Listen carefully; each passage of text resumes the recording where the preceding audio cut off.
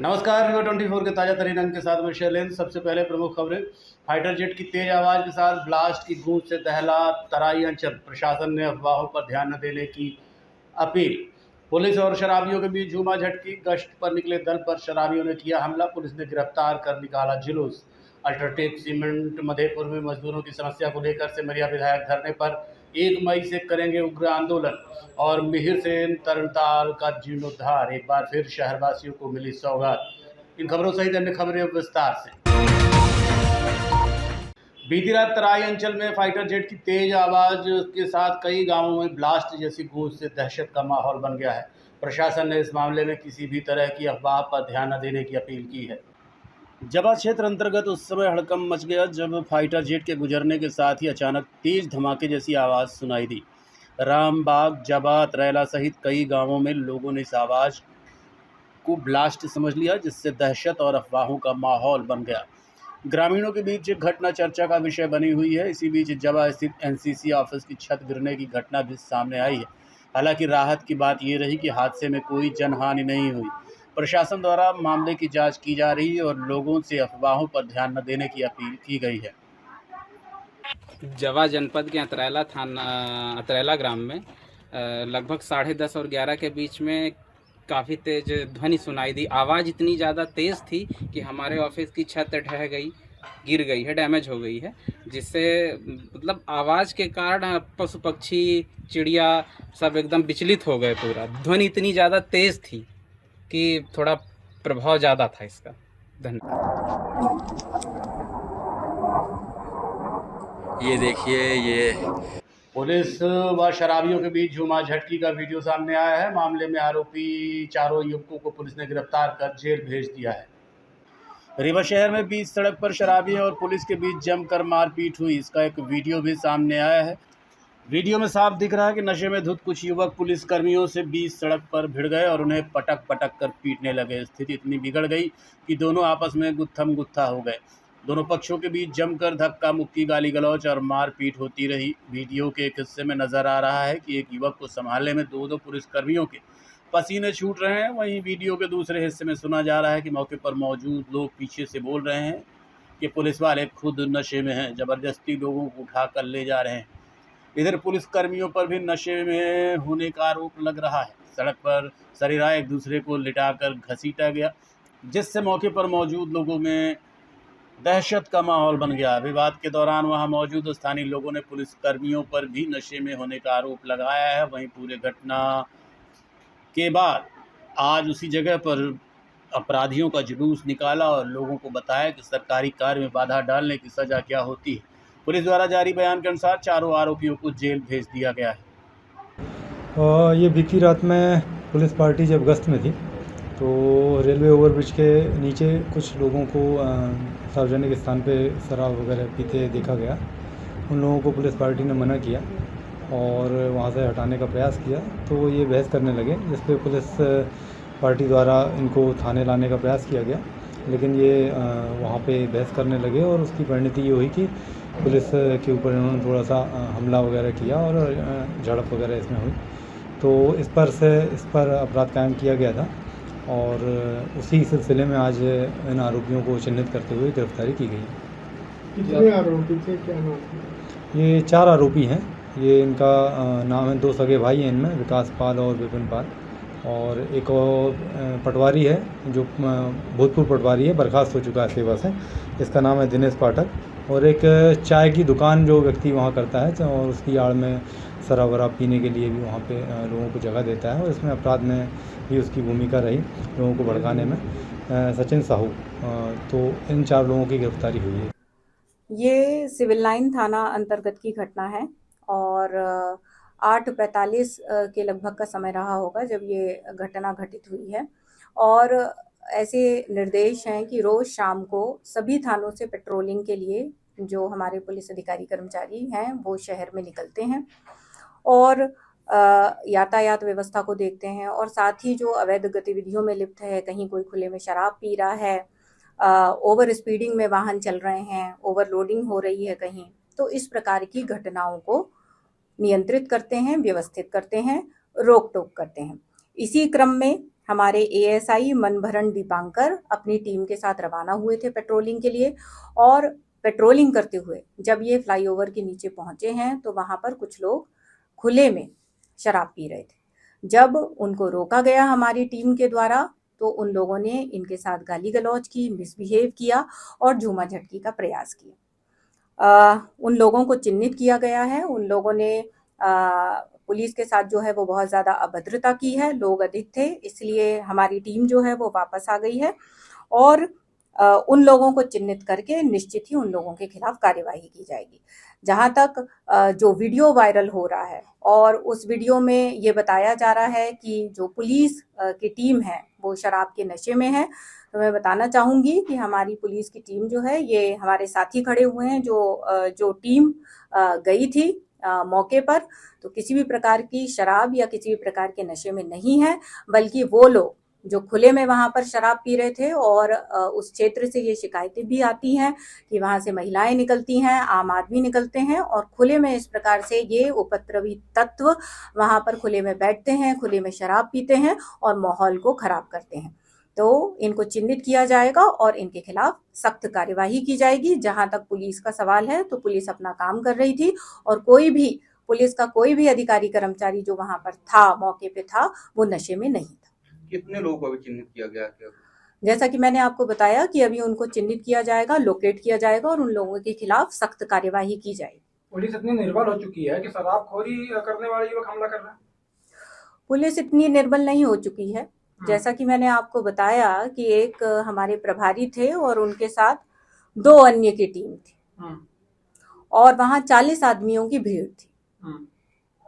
तो ऐसे में बेहतर यही होगा कि अधिक फोर्स के साथ ऐसे लोगों के खिलाफ बेहतर कार्यवाही की जाए। और जैसे मैंने आपको बताया कि ऐसे लोगों को चिन्हित किया जा रहा है जिन्होंने इस प्रकार से अभद्रता की है, उनके खिलाफ निश्चित ही कड़ी कार्यवाही की जाए। अधिकारी वहाँ मौके पर गए थे क्या? आरोपी यही सब हैं पुलिस वाले यहाँ।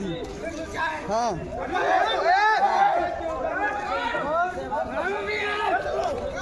दारू पिए हैं पुलिस वाले, दारू पिए हो चलो, दारू पिए हो चलो, दारू पिए हो, दारू पिए हो, हाँ, दारू पी के परेशान कर।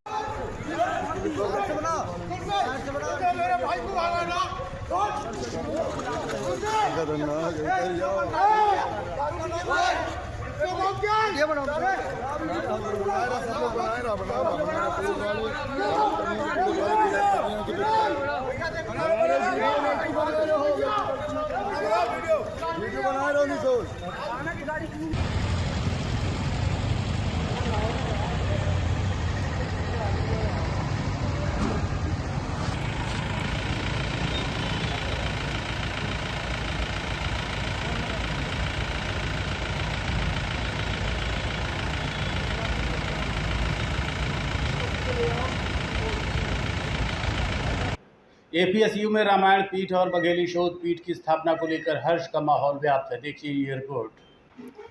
अवधेश प्रताप सिंह विश्वविद्यालय द्वारा जल्द ही विंध्य को रामायण शोध पीठ और बघेली शोध पीठ की सौगात मिलने वाली है। इसके लिए विश्वविद्यालय के द्वारा 38 लाख रुपए का बजट दिया गया है, क्योंकि रामायण शोध पीठ के लिए 70 लाख रुपए तो वहीं बघेली पीठ के लिए 40 लाख रुपए का प्रावधान किया गया है, जिसका निर्माण कार्य जल्द ही शुरू किया जाएगा।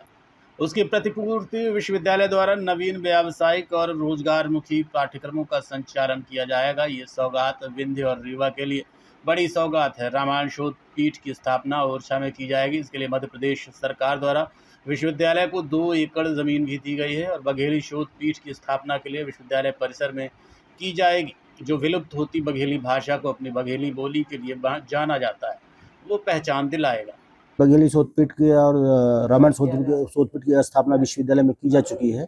स्वामी रामभद्राचार्य जगतगुरु रामभद्राचार्य ने इसका उद्घाटन किया था और ये ओरछा में मध्य प्रदेश शासन ने हमको 2 एकड़ ज़मीन प्रोवाइड कराई। इसके पहले हमारी 1 एकड़ ज़मीन थी, क्योंकि उसमें निर्माण कार्य नहीं हो पाया था, इसलिए वो ज़मीन शासन ने उसको अधिग्रहित कर लिया है। उसके बदले में 2 एकड़ ज़मीन हमको ओरछा में दिया है, जिसमें केशव अनुसंधान केंद्र की स्थापना पहले से थी, लेकिन चूंकि वहाँ पे निर्माण नहीं था, अब उसको फिर से उसमें निर्माण कराया जाएगा और रामायण शोध पीठ की स्थापना भी शोध केंद्र ओरछा में रहेगा और उसका जो कार्यालय है, एक कार्यालय अपने रीवा में भी रहेगा।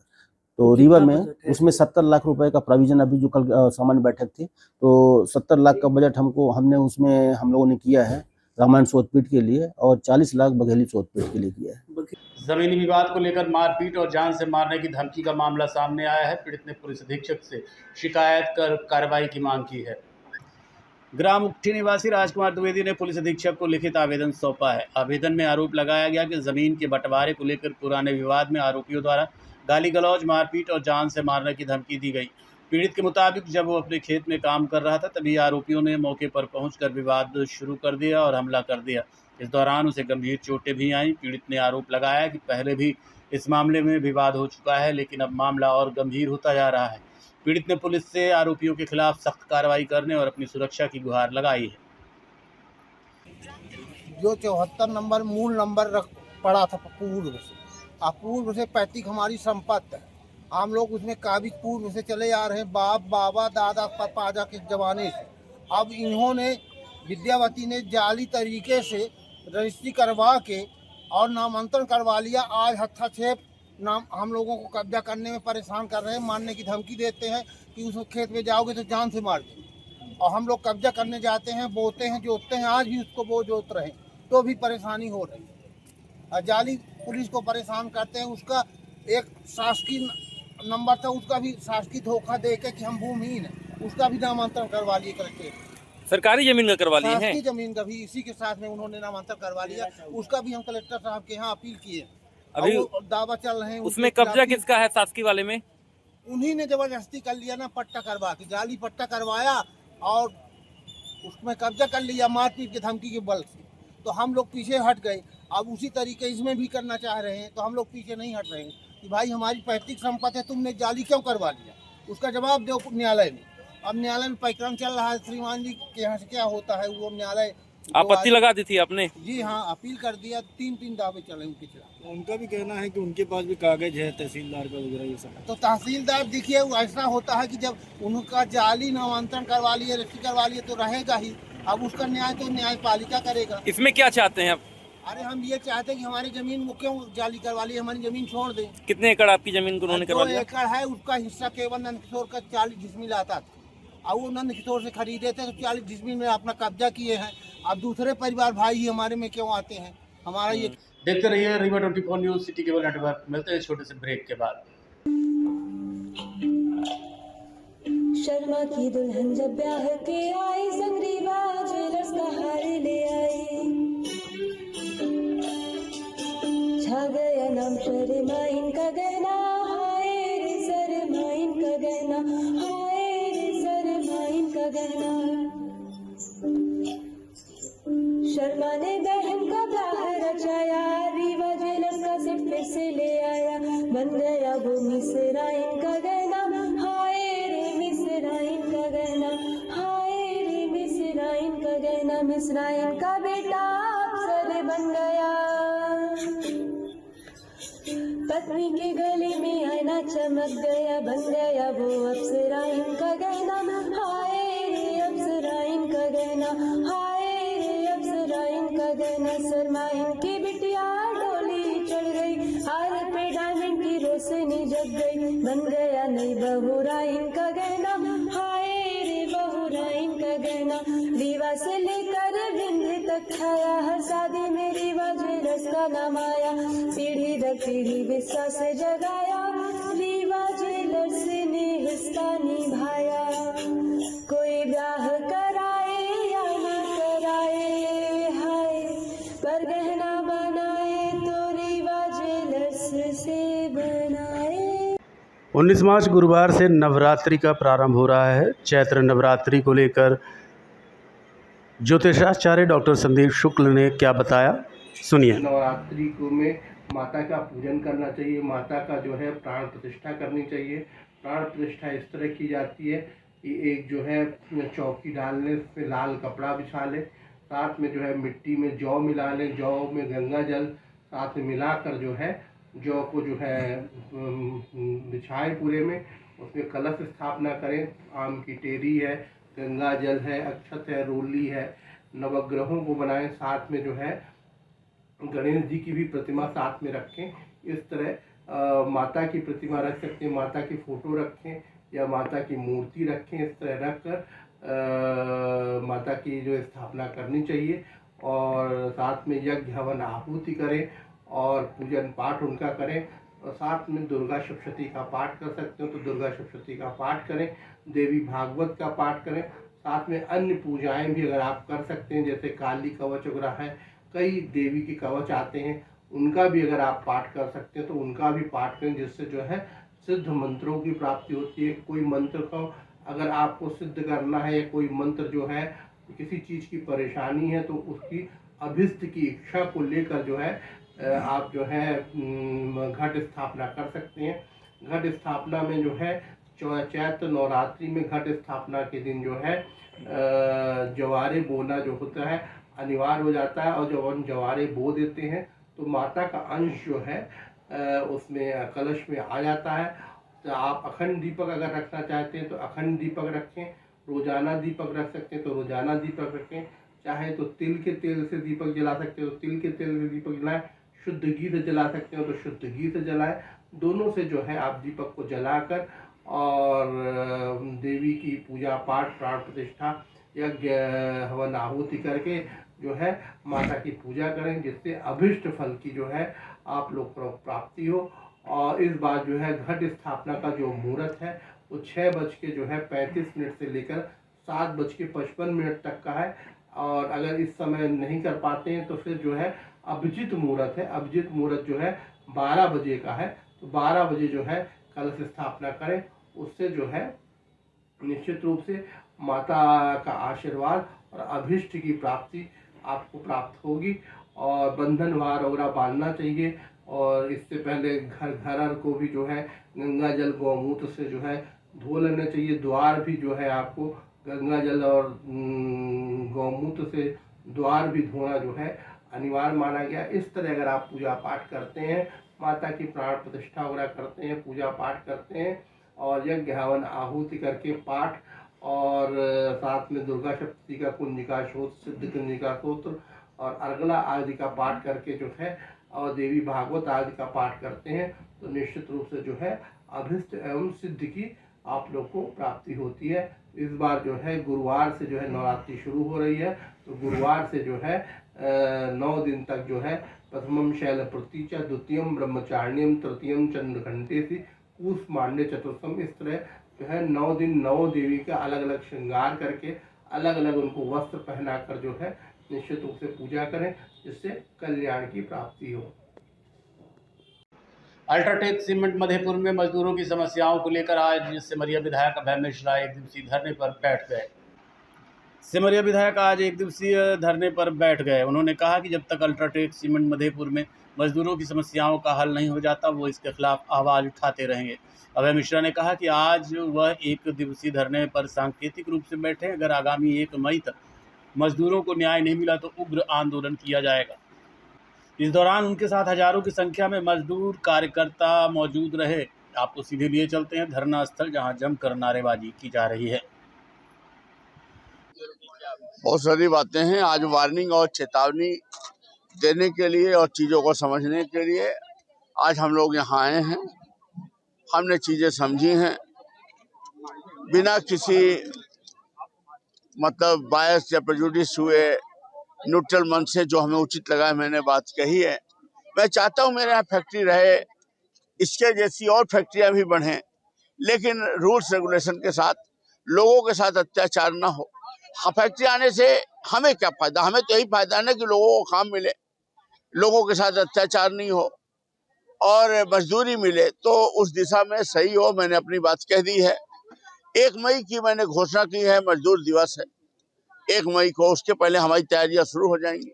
अगर ये ठीक हो गए तो कोई मेरी ऐसी जिद नहीं, पर अगर इन्होंने उसके पहले तक करके नहीं दिया या करने का वादा नहीं दिया या अपना प्रोग्राम नहीं दिया तो फिर हम इसको 1 मई को वो करेंगे कि पूरा भारत देखेगा। मजदूरों की प्रमुख मांगे क्या है जिसको लेके धरने पे लगे? मजदूरों की तो बेचारों की बड़ी सिंपल मांगे हैं। ये क्या है, अलग अलग ग्रुपों में तोड़ते हैं, फिर अलग अलग प्रताड़ित करते हैं, उनसे ओवर टाइम ले रहे हैं, पैसा नहीं दे रहे हैं।